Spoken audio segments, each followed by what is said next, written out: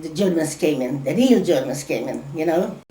The SS came in, and we had curfew, we couldn't get out.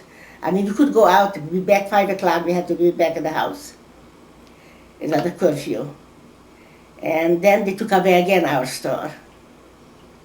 I remember my mother used to cry, and my father used to say, took her in the arms and said, don't cry, don't cry. And then they took us all to a ghetto. They took us to a synagogue, you know.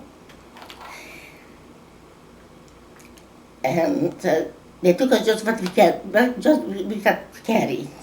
Just, you know, everything was left. And we were 2 weeks in the synagogue. After that, they took us to the ghetto. They make 4 or 5 streets, ghettos, and everybody moved in. 5, 6 couples moved into one family, with one family. So we were there, I really don't remember. We were there a couple months. I remember when we arrived in Auschwitz, so we were 10 children, now 9 because my sister went away. So my mother took 5 children with her, the youngest. And you see, they put to the train the Jewish boys. They should tell them to go left or right. When we arrived in Auschwitz, we didn't know it's Auschwitz or not Auschwitz. We didn't know what it is. But when the boys came up to tell us we have to go and leave everything, just what we can carry, and he said, you go to right, you go to left. So we were 5 sisters, went just 4, because my sister, we went to the right. And my mother and my father, with the rest of the children, went to the left. And I remember my aunt with the 7 children were on the same train. And my oldest cousin had 2 small children. She got just married a couple years before. And the boys told her, he said, Charlotte, give away your children. One was 1 year old, one was 2 years old. Give it for your mother. He said, why should I give my children to my mother? She has her own children.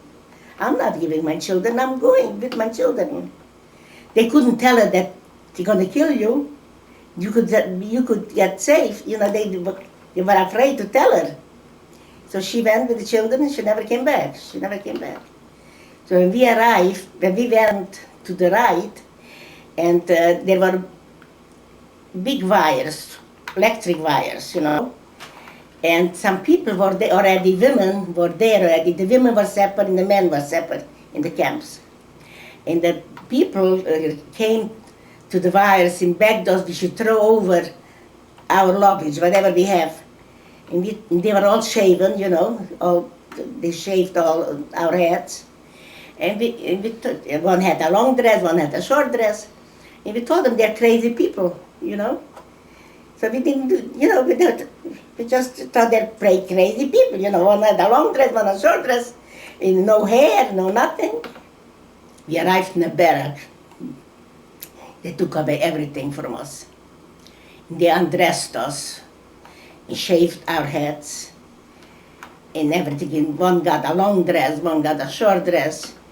And an hour later, we were in the same place where the other girls who asked us to throw over our clothing, whatever we had. So we arrived there. We had no choice, you know. And there were blocks. I was in K block. They were black, 1,000 girls were in one block. A block was as long as a street. And I remember that you had to jump down 9 o'clock in the morning to run outside to stay in line because the SS came to count you. You know, to count you, God forbid if you ran away, you know. You didn't have where to run anyhow. So I was the last one to go jump down because I wanted to straighten out the blanket, you know, straighten out the blanket. And the girl was, the blocker tester, was very mad at me. She grabbed me down by the lake and I fell down on the floor and she hit me. She wanted to kill herself, so we grabbed her. Everybody grabbed her away, you know. A lot of people, a lot of women went in men, they just went to the electric wires. They didn't want to live, you know. I remember it was Yom Kippur. And she came in and she brought some candles and some prayer books and she asked forgiveness. She asked us to forgive her. And this went on for 6 months. My second sister dreamed with my mom and she said, "We should go. If Dr. Mengele comes, we should go. We shouldn't stay any longer."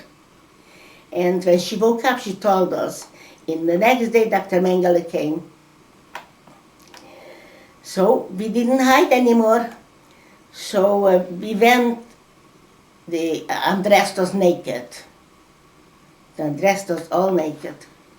And Dr. Mengele, you know, had the stick, the rubber stick. He said, "You go there, you go there." They put up tents, you know, tents to where to go. And I was one of the first, I don't know how, I was one of the first. He told me to go to the right. And I was alone in the camp, and I talked to myself, I don't care. I talked to myself, I said, I don't care where I'm going anymore. I don't care. And when the tent was folded up, they brought us clothing. Then we knew that we were going to work. So we arrived on a big farm. We were 1,200 girls. We arrived to the farm and the ground was so frozen, they gave us shovels and we went out to the field. So that's what we did every day. We went out in the morning, 7 o'clock in the morning, with one blanket. Each girl had one blanket, in wooden shoes, and it was very cold. It was so frozen that they had to bring in people to dynamite the ground. Lunchtime they brought us a soup, potato soup. Everybody got 1 cup of potato soup for lunch, nothing else. And we worked till 4 o'clock in the afternoon. From 9 or to 4, I think, we worked. And then we went back to our barracks, and we slept in the where the cows are, you know, like sardines. And at night we got also a cup of soup. And in the morning we got one bread for 5 girls. And this went down till already it was February. We worked till February. February they came 4 o'clock in the morning to woke us up. We have to go because the Russians are coming. So we told them, let us stay here. No, we have to go. We have to go to Berlin. And so we start walking in the morning. Everybody got 1 bread, and we walked the whole day. Everybody got 1 baked potato in the morning from the farmers. They gave us a baked potato or a cooked potato, whatever it was. And we walked for 2 weeks. We walked for 2 weeks, and in the first week, a horse and buggy was following us. Because the girls were hungry, they couldn't walk, you know. We used to eat snow.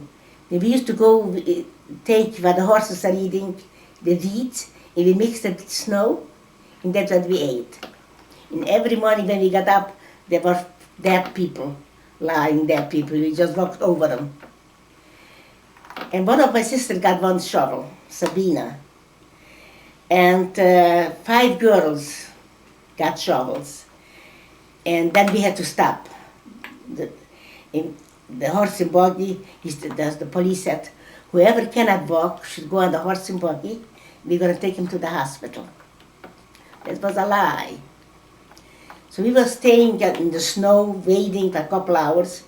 When my sister came back, she said that we digged one hole, for the whole buggy was full. They dropped all the girls in that hole and shot them. They didn't have time, they left to cover up for the Germans. So we decided 5 girls, there was a ladder, and we went up to where the hay is, on the second floor, and we digged ourselves under the hay, all 5 girls. They didn't give us any number because there was no time already, So we were lucky we didn't have no numbers, but we had already that high of hair, And we gave ourselves Russian names, Polish names, because we knew the Poles are working with the Germans. So we went to the first window, we saw a light, it was around 6 o'clock or at 7 o'clock. And we knocked in the window, and the SS opened the door, and we told them, we lost our owners because we were mates. We lost our owners. Let us sleep over till the morning, and we're going to go in town, and maybe we'll find our owners. He said, get going. He locked the door on us. He said, get going. He was scared for his own skin, So we went to the second window. A second window, an elderly couple opened up, a husband and wife. And they tell us the same story. We'd like to sleep over because we lost our owners.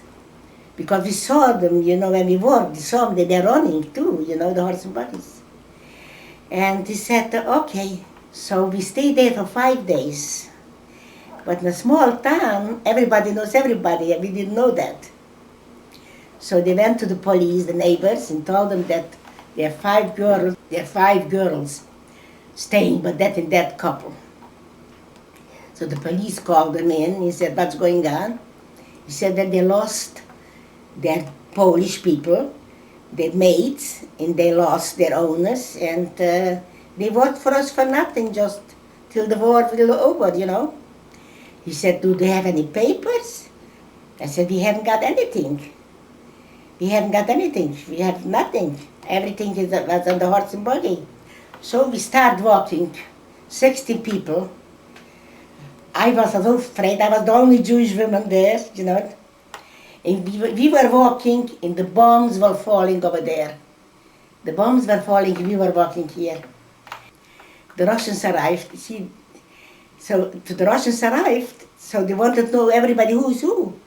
So I told them I'm Jewish, I ran away, I was hiding. In the other, they hated the Russian women because they worked for the Germans. They all sent them back to Siberia, all the Russian women. And I was crying, I said, listen, I'm Jewish, I was hiding. Then he said, wait here. He brought in a general. And he asked me all the Jewish holidays. He wanted to know if I'm really Jewish.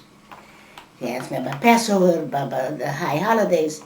And I told him everything. And then I asked him, how do you know all the Jewish laws? He said, well, I worked for a Jew. But the truth was, he was Jewish, but he was scared. See, the anti-Semite was so big in Russia that even the soldiers who were Jewish were afraid to tell him that they're Jewish. And May the 9th,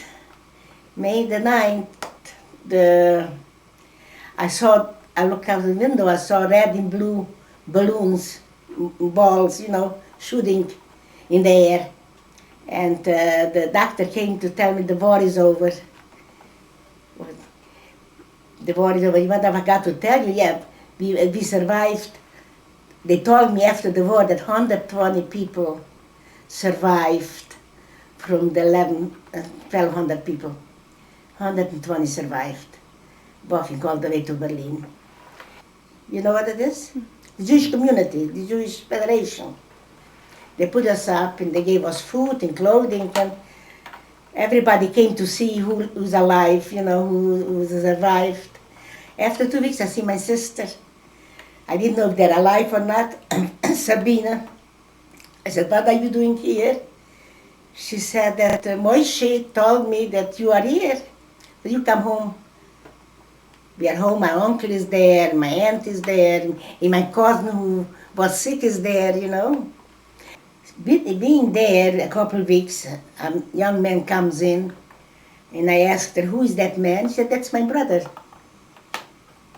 And making story short, he fell in love with me.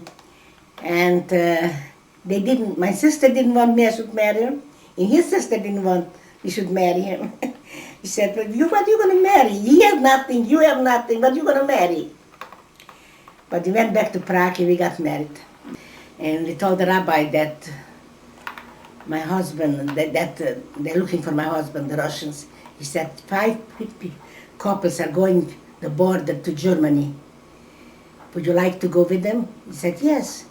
So they paid up the police the money, and they took us 5 couples from Prague to Germany.